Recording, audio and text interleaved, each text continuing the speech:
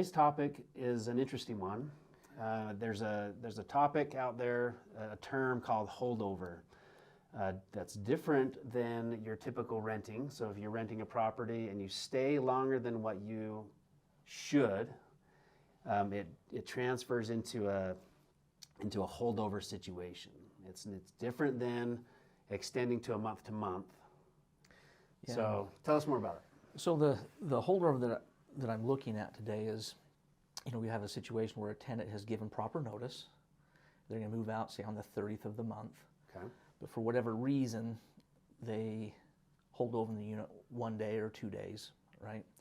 Their unit wasn't ready, or they just couldn't get everything out that night and held over. So what are the consequences to being a holdover tenant as a tenant? And then what are your recourses as a landlord? And do you have to follow the recourse?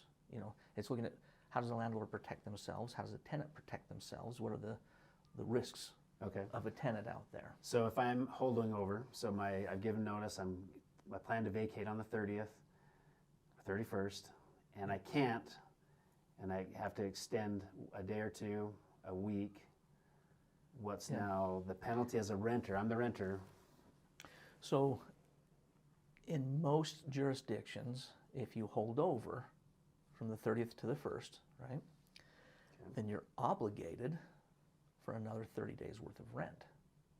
Right? Okay, so if your rent's $2,000, that's a big decision, right? That's a $2,000, either it's an oops, or did you make a because the rents decision? Default to another 30 days, the ending of the cycle. Yep. So I would have to now, because I'm even a day over, pay you another month's worth of rent. Now also most jurisdictions, if the landlord is able to re-rent that property, they can't collect double rents. And so if they do get it rented, say on the 5th, your net obligation is 5 days worth. Sure. Right? Okay. So it's not an absolute 30 days. But usually the tenant's vacating so they can do all the repairs and get it rentable. Yep. It might take a couple weeks or whatever, but so how do I avoid? So how does a tenant avoid that? Being a good communicator is probably step number one. If through all of our discussions we've had, Scott, that always comes back to being a good communicator. Now a landlord can choose to say, you know what, go ahead and hold over 1 day. I won't charge you anything. Or they might say, hey, just pay me 1 day's rent, which is reasonable. But he is technically not obligated, but he is entitled to, under the law, for those 30 days of rent, and they're due right then, right? So, but then they'd have to evict me. They'd have to evict you. Yeah. But are they going to really do that, or? They could, but as a tenant, then that burden also becomes yours, right? So, how deep do you want to dig said hole, right? So, I think the best thing to do is plan as good as you can, communicate it, right? I think it's a good strategy, having been a tenant before, is try and move out a few days early so you give yourself that flexibility. Yeah, I agree 100%. Yeah. Right? The challenge that some tenants might have is they might pay double rent, pay a week here and a week at the new place. But most people are trying to move from my old apartment or house to the new one. Yep. And the new one that they're moving to may not be perfectly ready. And so that holdover, they might not be able to vacate exactly on time because the new one's not ready. So, or that brother-in-law didn't show up to help move the couch, or whatever. Yeah. But here's another caveat to the holdover. Let's say that your brother-in-law didn't show up to help move the couch and you had to leave. The couch is still there. Technically, that couch then becomes the property of the homeowner or the landlord, right? Well, because it's a whole other topic, right? Yeah, that's a whole other topic. So it's abandoned property concept, and it's like, well, wait a minute, I'm not abandoning it. Yeah. And that's why, as a holdover, you're obligated to pay that 1 month's rent. That way, the couch doesn't become the landlord's, but the rent does. So I don't know a landlord, and there certainly are, and I'd be interested to hear people's experiences with this. Yeah. The landlord who just stiffs you, right? You gave notice, you're vacating, you're on your way out, you just need a day or two extra, a week, and they're going to send you a bill for the full rent. Yeah. The hope is that if you're able to vacate and communicate, that the landlord doesn't, they work with you, But you need to be prepared for that one landlord who's obligated to follow through with the lease. Yep. Especially property managers who represent their property owner. If a property manager is representing the property owner, they may be required to do that to property because of that representative. agency, they have to do that direction.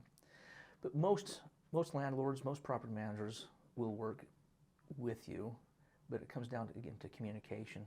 And communicating the day after is the wrong time. It's the wrong time, yeah. You want to communicate in advance so that they're fully aware.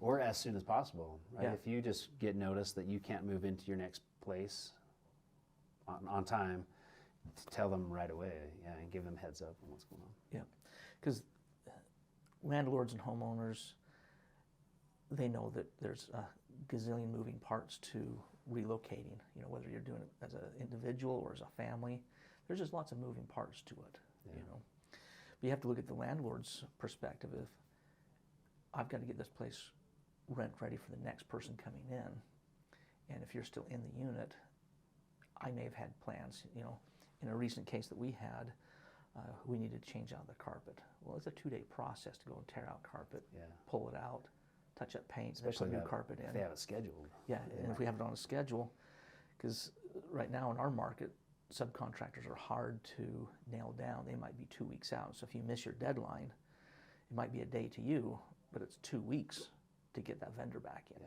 right? So there's some risks in those cases. I can see a landlord being justified, not being mean, but justified in why am I going to charge that rent? It's because there's a real world cost to it.